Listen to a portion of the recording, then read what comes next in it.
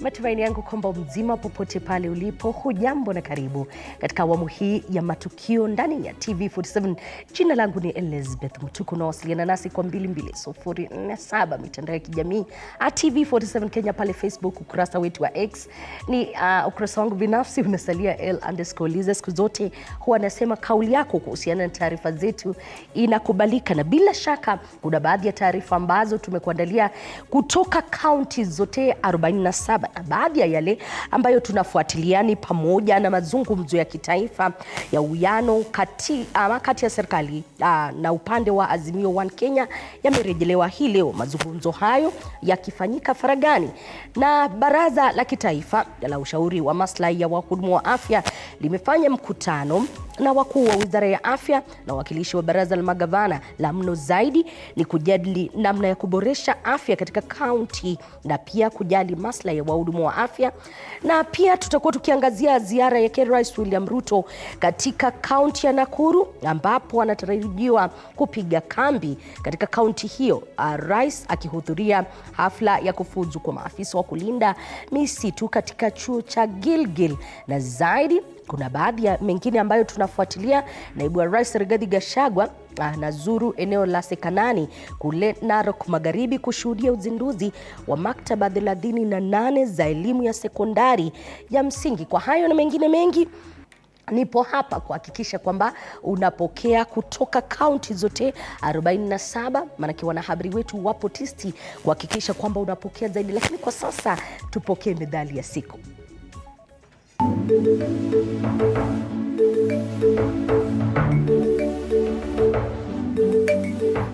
Methali ya leo: popo kadhani anamnyea Mungu, kumbe anajinyea mwenyewe. Popo ni mnyama mdogo kipofu mwenye bawa na afananaye na panya na hupenda kuruka usiku. Nyaa ni enda haja kubwa. Maana ya nje ya methali hii ni kwamba kwa kawaida popo hulewalewa kichwa chake kikiwa chini, ila hali miguu yake huelekea juu. Anapokunya hudhani amemnyea Mungu, kumbe amejinyea mwenyewe.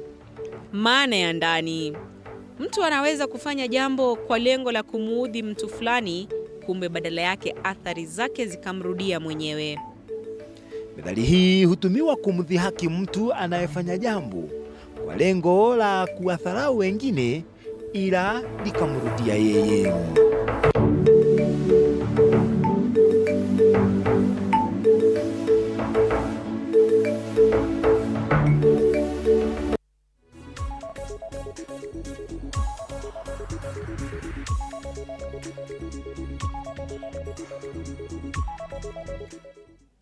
Na moja kwa moja ni kwa aliyekuwa waziri wa biashara na viwanda Moses Kuria hii leo amemkabidhi Rebecca Miano wizara hiyo kufuatia mageuzi yaliyofanywa na Rais William Ruto. Moses Kuria amekuwa akihudumu kama waziri wa biashara na viwanda, huku akitarajiwa kuchukua wadhifa wa waziri wa huduma za umma. Kwa sasa tusikie jinsi mambo yalivyokwenda wakati wa kubadilishana mikoba hiyo ya uongozi. We've called you today because government exists in perpetuity and governments are works in progress. Governments exist in motion. And so therefore there's never a pause, there's never a comma, there's never a full stop in government. So work continues all the time. His Excellency the President made some reassignment of portfolios last week, and I was reassigned to the Ministry of Public Service, Performance and Delivery Management, and CS Rebecca Miano has been reassigned from the Ministry of EAC, ASAL and Regional Development to come and take over from me in this ministry. We were here with you some 11 months ago when I was taking over from CS Betty Minor, and I look backward to the last 11 months with a lot of satisfaction. Largely, when we were here, I actually had to redraft the whole ministry, redraft the whole vision, and myself and my team, we've worked long hours to be able to give a new direction to this country in terms of economic takeoff. As you know, the mainstay of the Kenya Kwanza administration is on economic revival.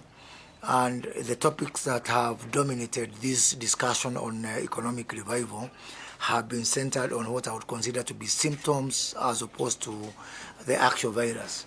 Symptoms, whether it is on issues of debt, on issues of the shilling, which, as you know, has continued to be battered like many other currencies, on inflation. Arid lands and regional development. But as we know, in government, there is nothing new about transitions. When you take oath of office, you take oath of office to serve as a cabinet secretary. And so I find myself, during this reshuffle, as the cabinet secretary for investments, trade, and industry. I am very glad. This morning, we have spent a lot of time with Waziri Moses.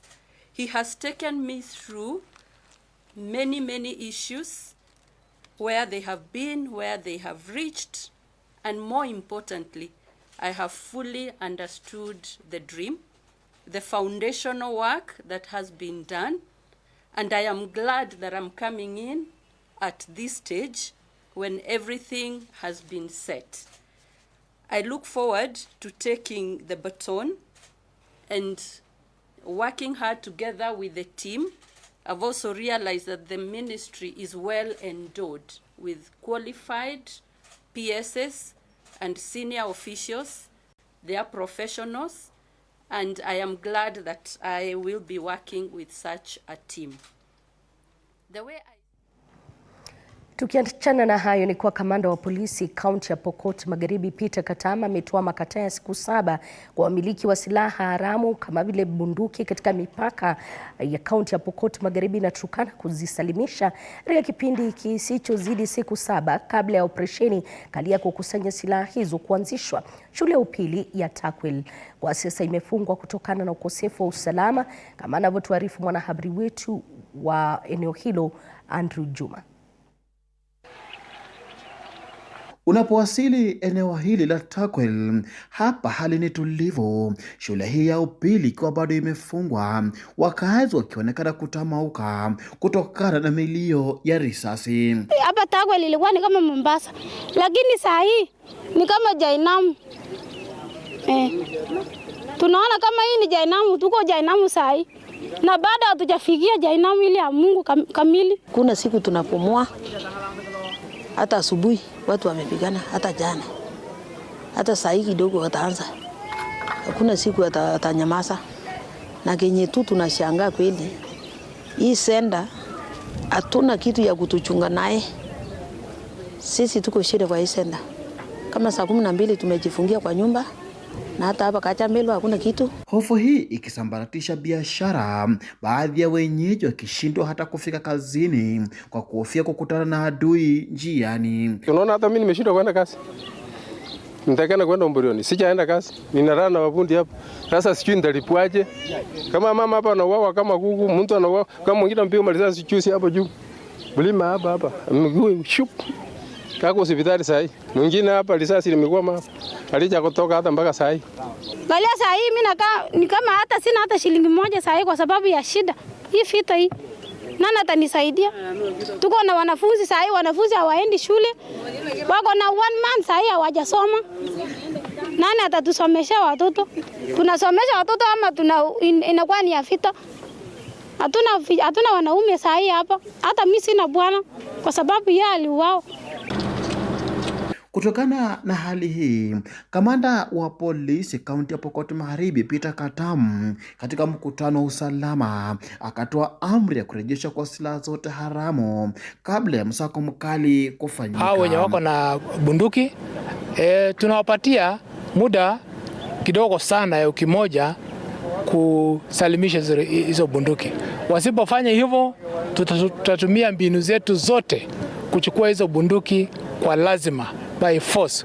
We are giving them 1 week to surrender the firearms they have illegally, failure to which within the next 2 weeks tutaanza ile inaitwa forceful disarmament. Tuko na uwezo kama serikali iko na uwezo, kuna officers ya kutosha ambao wanaweza kufanya hivyo. Vile vile tutaandaa mikutano kadhaa na our counterparts upande ule wa Turkana ili kuhakikisha kwamba eneo hili inakuwa na amani ya kutosha. Katam hata hivyo akatangaza kuwa maafisa zaidi wa usalama watashika doria kwenye shule hii katika kuwakabili wahalifu wanaotatiza masomo. Tutapeana usalama kwa mashule zote katika area hii, armed officers usiku na mchana, na yeyote ambaye atatubutu kuleta furuku katika hii mashule atakabiliwa kulingana na sheria. Andrew Juma, TV47. Asante sana Andrew Juma kwa taarifa hiyo. Mbunge wa Kandui John Makali amepuzilia mbali ushauri wa katibu mkuu wa chama cha UDA Cleophas Malala anayewataka viongozi wa magharibi kuiachia serikali ujenzi wa miundo misingi katika eneo hilo na badala yake kuangazia miradi mingine ambayo itabuni ajira kwa wakazi. Makali amesema kuwa wao kama wabunge wa magharibi wameamua kupea kipaumbele masuala ya elimu akipuuza matamshi ya Malala. Mbunge huyo alizungumza wakati wa ziara ya kukagua ujenzi wa miradi mbalimbali na haswa bweni katika shule ya upili ya wasichana ya Bungoma ya Baptist, ambapo alitoa hundi la shilingi milioni 3 kumalizia miradi ya ujenzi wa bweni hiyo. So tafadhali, hii caucus inaitwa ati Westerns nini hii mmeanza kwa hii kama mambo ya merry go round. Wabunge mmechaguliwa, mnaenda kwa mambo ya merry go round, kuleta merry go round. Ati leo mnaenda Bumula, tutachangia si Jack Wamboka, tunataka kuchangia Jack Wamboka. Next week tunaenda Lugari, ati tunaitwa Western Caucus merry go round. Bana. Ingieni kwa serikali, mwache hii mambo ya kuchanga kila wakati. Sisi tutaendelea kukuwa na mikutano yetu na kongamano letu. Tunaongea maneno mengi, tunaongea maneno ya siasa, maneno ya uchumi, maneno ya masomo, kwa sababu eneo hili lazima liweze kubadilika. Na unajua lazima idadi ya watu, viongozi ambao tuko hapa, idadi yetu ukiangalia hasa wingi wa watu katika sehemu hii, our numbers must be able to count.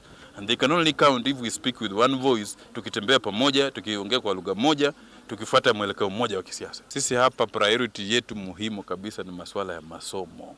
Masuala ya masomo kabisa. Utaona tukifanya mipango mingi sana, harambe nyingi sana kujaribu kuendeleza masomo. Kwa sababu hatuwezi tarajia kwamba serikali itatufanyia kila kitu. Kuna sehemu zingine ambazo ukienda kwa mfano uende tembea zile upande wa Mlima Kenya kule, utakuta wako mbele zaidi. Ukiangalia barabara, ukiangalia shule, ukienda kama pale Kiambu, kuna karibu universities 18 pale mahali pamoja.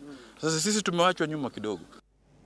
Namna taifa linapoendelea kuangazia afya ya akili na mashirika mengine kukiwemo washikadau mbalimbali kuhamasisha umma juma hili, mwakilishi wa kike kaunti ya Nairobi Esther Passaris na wakuu kutoka Wizara ya Afya wamewataka Wakenya kujitokeza kukaguliwa afya ya akili. Isitoshe, jamii imetakiwa kupunguza visa vya unyanyapaa kwa wapendwa wao ili kumaliza visa vya afya ya akili.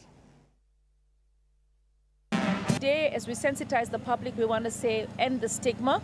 We also want to call on you to use these facilities. We have free counseling offered today, and one of the things I want to encourage everybody out there, please register with NHIF, get your NHIF card, because really when you come here with your NHIF card, you're offered the treatment for free. So you need to have your NHIF card, and I hope that as we review the NHIF going forward, we would also be able to cover outpatient, because some of the people come for outpatient and we would rather pay a higher premium and have outpatient so that at least they can be able to deal with it, because outpatient is becoming unbearable for a lot of people. It ends up being even more than the premium per year. The way we perceive, our perception about mental health is the problem.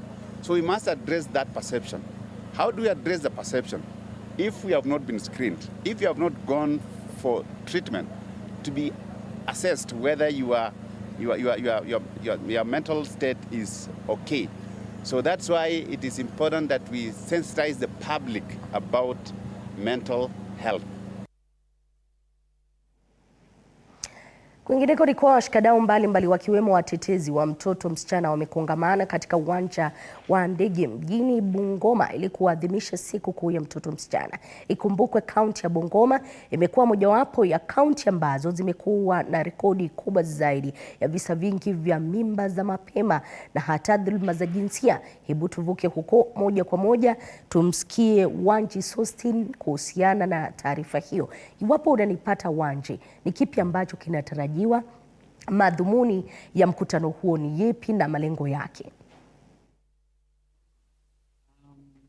Naam, shukrani Alize Mtuku na kupata kwa njia iliyo shwari kabisa, na ni kweli kwamba hapa katika kaunti ya Bungoma ni mojawapo ya kaunti ambayo bila shaka imekuwa ikiathirika pakubwa na visa vya mimba za watoto kwa watoto wasichana.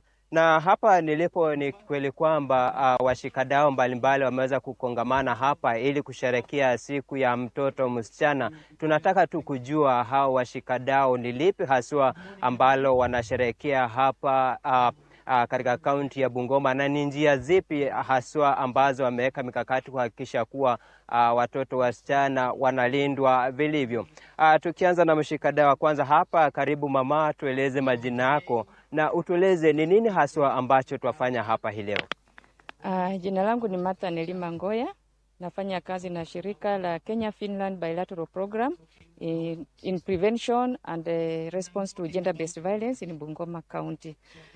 Siku ya leo tunasherehekea siku ya mtoto msichana ama the girl child. Tunajua katika mambo ya unyanyasaji wa kijinsia, watoto wasichana wanawake kwa jumla ndio huwa wananyanyaswa sana kwa sababu ya hao ni wanyonge, na pia kisheria za kitamaduni sana sana zinanyanyasa wanawake, watoto wasichana.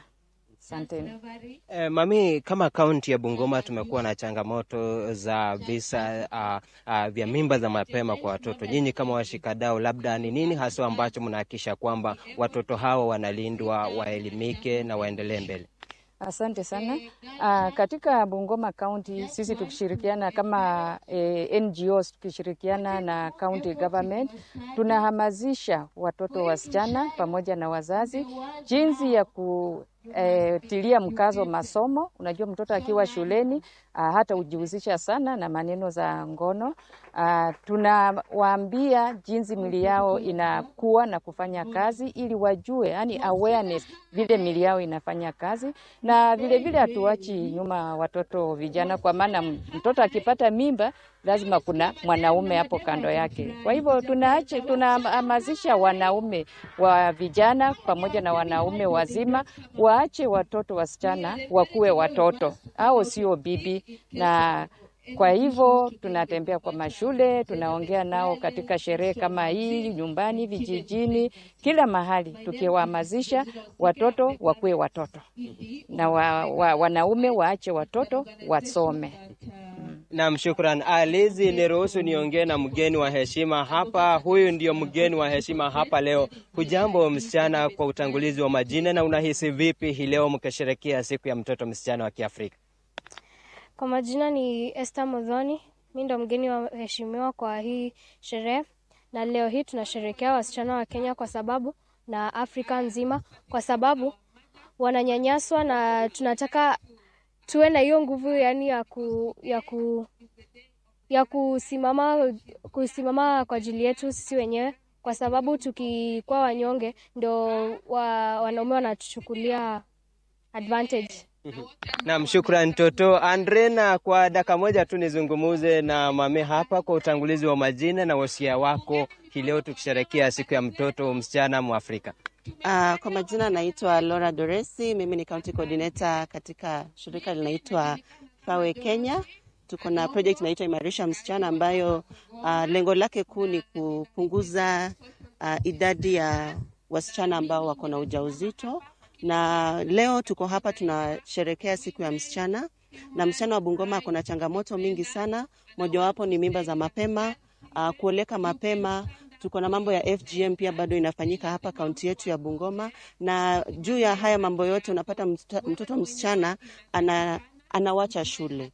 na ndio maana sisi kama programu yetu tunajaribu kutafuta hawa wasichana ili tuweze kuwasaidia waweze warudi shuleni. Alafu pia tumefanya mikakati mingi, tunafanya na mashule, tunafanya na administration of the school kuhakikisha kwamba the environment ambayo iko shule inaweza support msichana ili aweze kurudi shuleni baada ya kupatikana na majanga kama hayo. Na pia tunafanya capacity building with the other stakeholders kuhakikisha kwamba there is also support in the community for our girls when they want to seek any services that are available in our community. Na pia tumefanya community sensitization ili pia wale watu ambao wako kwenye community wakipata kama msichana anadhulumiwa katika community, wanajua ni wapi ambapo wanaweza peleka msichana ili apate usaidizi, ili hizi visa ambazo pata wasichana wetu ziweze kupunguka katika kaunti yetu ya Bungoma.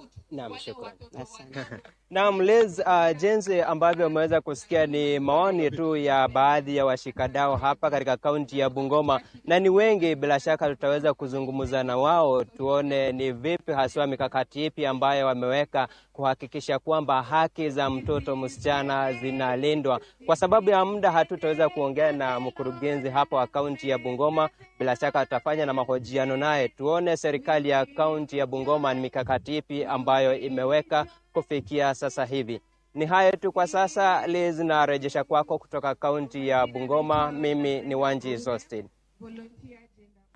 Asante sana Wanji Sostin, na bila shaka tutarejea kwako baadaye kuweza kujua yepi ambayo yamejiri. Lakini mazungumzo kuhusiana na jinsi serikali itaboresha idadi ya wahudumu wa afya nchini wakati ambapo taifa linajiandaa kuzindua mpango wa afya kwa wote wiki ijayo unaendelea, na hebu sasa tuvuke huko tusikilize moja kwa moja.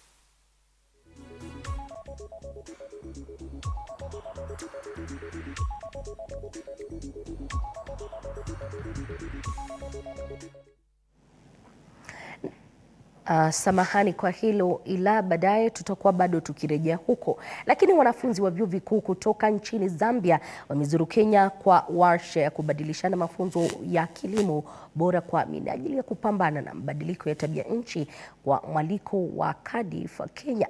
Kwa mujibu wa mshirikishi wa shirika hilo la Cardiff Kenya, Stephen Otieno, lengo kuu ni kutaka kushirikiana na vijana haswa kwa vyuo vikuu katika kilimo cha kisasa kama mojawapo ama njia mojawapo ya kukabiliana na masuala ya mabadiliko ya tabia nchi humo Afrika.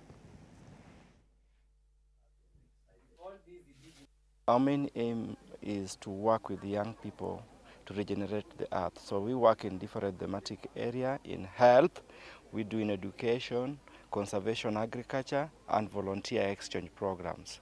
So for this particular program, it was on a conservation project that we are working with a team from different countries. And for this particular permaculture training, we have a team from Zambia that has joined us to organize international youths in permaculture. We wanted to bring in more young people to regenerative agriculture. With regenerative agriculture, role of stabilizing or improving soil fertility is an issue that directly translates to improved agriculture production. Food security is an aspect that all African countries indeed need. With permaculture, you have an encouragement of growing a diverse spread of crops. You have intercropping of so many plants that would have a role of just enriching the soils, and plants that would actually be crops that would directly be feeding our population. Africa is not coping well because I think that's why this program is important, because we're incorporating young people. I think it's important to actually give the knowledge to the young ones, because when you start when they are young, they will be able to take this knowledge to other people. Kwingineko ni kwa waziri wa michezo Ababu Namwamba amesema kuwa serikali ya kitaifa inatarajiwa kujenga uwanja wa kitaifa kaunti ya Murang'a kusaidia shughuli za michezo. Ababu Namwamba ameelezea kwa ukaribu na serikali ya Murang'a na Nairobi, serikali itajenga uwanja kwa ajili ya kupiga jeki vipaji na pia kukuza michezo nchini.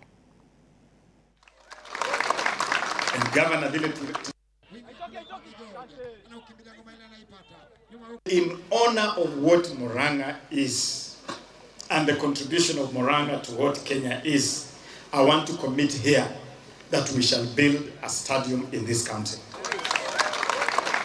And Governor, vile tulikuwa tayari tumezungumza na wewe faraghani, utafanya mazungumzo na viongozi wenzako, wabunge and MCS, mutaamua a deliberate, intentional, structured way of how we are going to roll out improvement of sporting infrastructure in this county.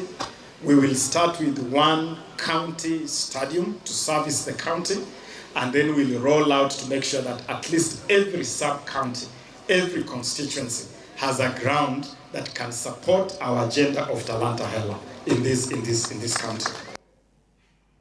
Na tatizo la ukosefu wa maji eneo bunge la Rabai kaunti ya Kilifi huenda likapata suluhu ya kudumu baada ya serikali kuu kuanzisha mpango wa kujenga bwawa kubwa ambalo litakuwa na uwezo wa kusambaza maji katika sehemu zote katika eneo hilo.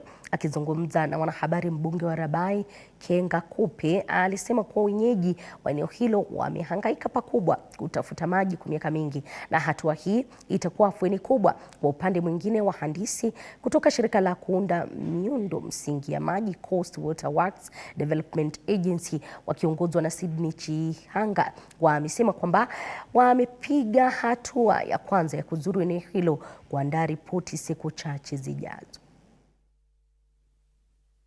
His Excellency the President William Samoei Ruto, baada ya mimi mtumishi mbunge wa Rabai kumfata kumweleza tatizo hii ya mambo ya maji ndani ya Rabai sub county, yeye aliweza kuitilia manani, akanituma kwa waziri, na waziri akainstruct watu wa Coast Water waweze kuja hapa leo ili waweze kufanya utafiti na waweze kuhakikisha kwamba tunaweza kujengewa ile damu kubwa ambayo itaweza kuhifadhi maji ya kutosha ili iweze kusambaza maji yote ndani ya Rabai sub county. Mradi huu uko hapa, ama mradi huu utatatua shida yote ya matatizo ya maji ndani ya Rabai sub county. Na ni kitu ambayo sisi kama shirika tumekuwa pia tunang'ang'ana kuitatua. Lakini tunapenda pia washikadau wenzetu kama mheshimiwa vile amekuja na mawazo. Kuja ametuambia hapa. Sasa leo ilikuwa siku ya kuja ni site visit tuseme. Tumekuja kuona hapa mahali ili sehemu. Kuna information tumechukua kidogo kuhusu ile eneo. Sasa tutarudi kwa ofisi alafu tutatengeneza report. Stages za project ni nyingi na hii ndo mwanzo.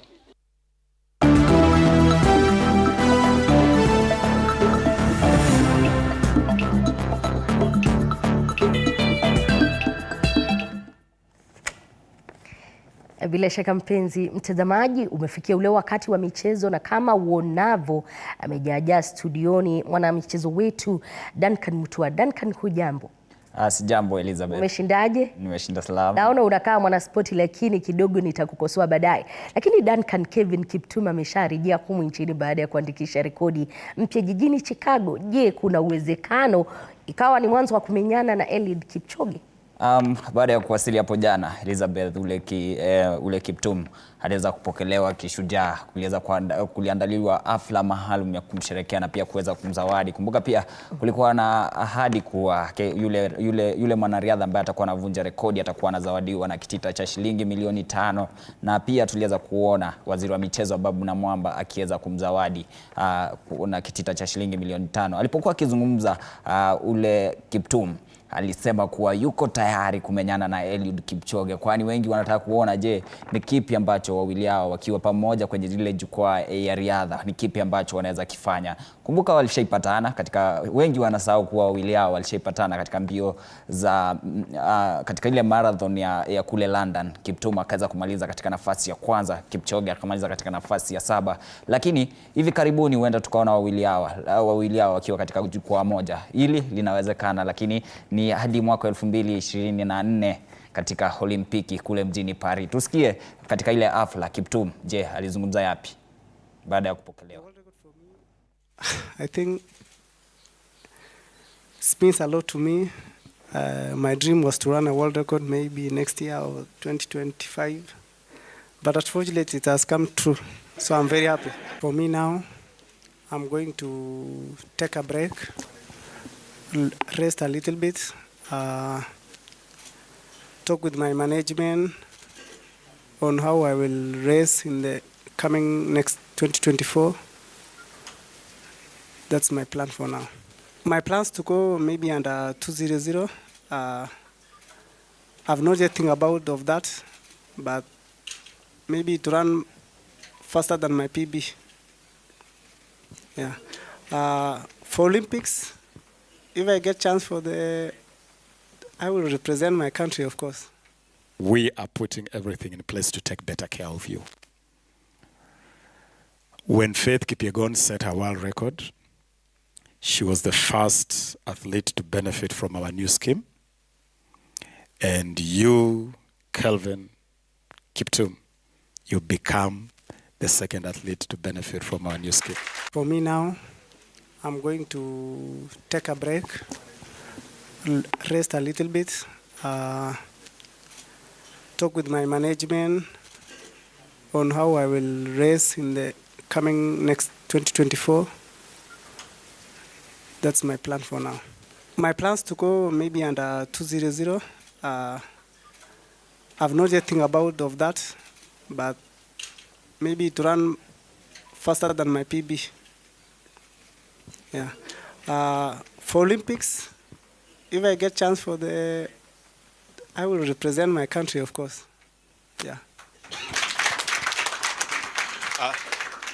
The next question. Yes, I'm looking forward to compete with them. Maybe if I be selected to represent Kenya in the Olympics, I'm ready to race with them. Basi umesikia Kiptum pale akisema kuwa yuko tayari kumenyana na yule Eliud Kipchoge. Kumbuka Kiptum aliweza kuvunja rekodi ya Eliud Kipchoge. Kipchoge alikuwa ameshikilia rekodi baada ya kukimbia chini ya muda wa masaa 2 dakika 1 na sekunde 9 kule mjini Berlin. Lakini rekodi ile iliweza kuvunjwa na yule Kiptum baada ya kukimbia chini ya muda wa masaa 2 na sekunde 35. Kwa sasa Kiptum anashikilia rekodi. Je, wakipatana ni nani ambaye atakuwa anaweza kuibuka na ushindi? Elizabeth. Lakini tukiwa tumesikia hayo, ningependa turejee hapa nchini Kenya zaidi katika masuala haya ya AFCON mwaka 2027. Katika maeneo yale ya Rift na tukiangalia pia Western, kumekuwepo na mgogano kuhusiana na ujenzi wa viwanja vile vya michezo. Lakini nikawa nikifikiria, je, kuna uwezekano tukapata uga mmoja katika eneo lile la bonde la Ufa? Kuna uga ambao unajulikana kama vile Kamarin. Ndio, Kamarin katika eneo lile la bonde la Ufa. Na wengi wanasema, wengi walikuwa wanatarajia kuwa huenda ukajengwa kuwa uga wa kimataifa, lakini kinyume na matarajio yale, waziri wa michezo Babu Namwamba alijitokeza hapo jana na akaweza kusema kuwa katika lile eneo ni eneo ambalo wanariadha hufanyia mazoezi. Kwa hivyo ni muhimu kuhakikisha kuwa kuna uga wa kimataifa, sio uga tu bali uwanja wa kufanyia mazoezi pekee, uwanja ambao utakuwa aswa unaweza ama wanariadha zaidi ya 100 wanaweza fanyia mazoezi pale, ama wanariadha wa kimataifa basi watakuwa wanaelekea kule Kamarin Stadium training, wanasema training complex. Watakuwa wanaelekea kule ili kuweza kufanya mazoezi. Tunaweza msikia waziri wa Ababu na Mwamba akizungumza kuhusu uga huo. To announce that we know there has been a lot of talk of having an international stadium at Cameroon. There had even been efforts to start constructing a stadium at Cameroon. But we, in the last 1 year, have done a very thorough assessment of the needs of every part of this country in terms of sports development. We have assessed the location that Cameroon is, the uniqueness of Cameroon, and we determined through our empirical assessment,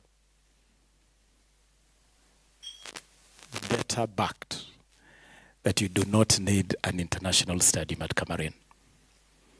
Because of the high altitude nature of Cameroon, no one is ever going to be competing in Cameroon. So Cameroon is not a place for competition. Cameroon is a place for elite training. And so in our new sports and arts infrastructure development master plan, we have replaced a stadium with an elite international standard training complex. That's what we are going to put at Cameroon.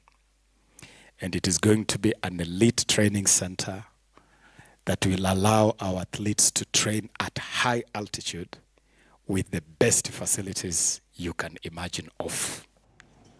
Bila shaka Duncan, tukiondoka huko kwa Elite Training Center kama anavyosema waziri wa michezo Ababu na Mwamba, ninaelewa Urusi itakuwa imenyana na Harambee Stars. Tupo namna gani? Tumejiandaa ava ni kawaida ile Harambee Stars tumezoea?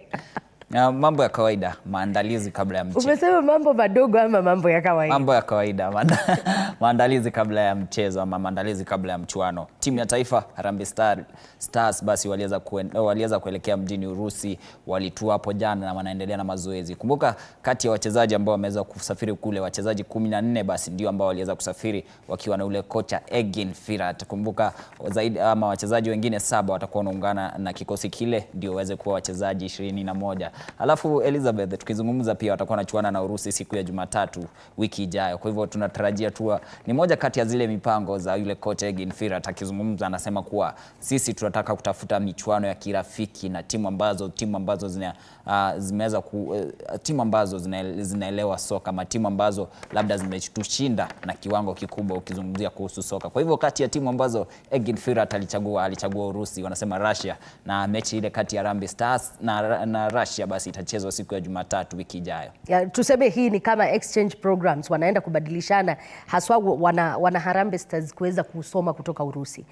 Ni mechi za kirafiki, kwa hivyo ukienda pale pia unaenda pale na pia unapata mawili matatu kuhusu je ni kipi ambacho sisi kama nchi ama sisi kama sekta ya michezo huwa wanatushindia. Kwa hivyo tukirejea, kumbuka pia nilipokuwa nazungumza na mmoja kati ya wale wachezaji aliniambia kuwa yale ni maandalizi kabla ya kuelekea katika michuano ya kufuzu kwenye dimba la kombe la dunia mwaka wa 2026. Ninajua tu hatuna Harambee Stars peke yake, tuko na Harambee Starlets ama wanafahamika Rising Starlets. Tumefikia wapi katika masuala yao na maandalizi ya michezo yao? Wale Rising Starlets, kumbuka ni timu ya taifa ya soka ya kinadada ya wachezaji wasiozidi umri wa miaka 25. Umri wa miaka 20 kumradhi, watakuwa wanaelekea mjini Angola. Leo watakuwa wanafanya mazoezi yao ya mwisho, ama mazoezi yao ya mwisho yanaendelea kwa sasa kabla ya kuelekea nchini Angola kuchuana na timu ile katika mchuano wa kufuzu katika dimba la kombe la dunia la mwaka 2024. Wamekuwa wakifanya mazoezi. Kumbuka raundi ya kwanza wale Rising Starlets waliweza kuandikisha ushindi wa mabao 6-1 dhidi ya Angola katika mechi iliyochezwa iliyochezwa Jumapili katika uga wa Nyayo. Na kwa sasa wakiwa wameongoza kwa ile ambayo tunasema aggregate ya bao 6-1, basi wanatarajia wanatarajia wakielekea kule Angola basi watakuwa wanaandikisha ushindi, ama wakitoka sare basi watakuwa wanafuzu katika raundi ifuatayo. Raundi ifuatayo watakuwa wanachuana na mshindi wa mechi kati ya Botswana na Cameroon. Kwa hivyo mshindi wa mechi ile basi atakuwa anapatana na Rising Starlets wakiongozwa na kocha Beldino Demba. Nasi tunawatakia kila laheri na bila shaka nitakuwa nikikutafuta baadaye kusikia mengi zaidi. Lakini kabla sijaondoka huko, ninajua wewe ni wa Chelsea, am I right? Manchester United wanasema Red Devils. Nilikuwa tu nangoja tu useme. Nilikuwa ngoja useme Manchester United. Lakini mlijaribu, acha ninyamaze. Mlijaribu lakini haimaanishi kwamba next time hamtachapa. Sisi tunashangilia siku zote mkichapa na Arsenal ipo ngangari. Hakuna kitu mnaweza kutuambia. Elizabeth wanasema ndio hali ya Manchester United kufunga bao za mwisho. Achana na sisi kabisa. Asante sana Duncan. Tutakuwa tukipatana baadaye, lakini ninaarifiwa wakati huu umekamilika. Baadaye nitakuwa nikiingia kule Meru kuweza kusikia ni yepi ambayo yanaendelea katika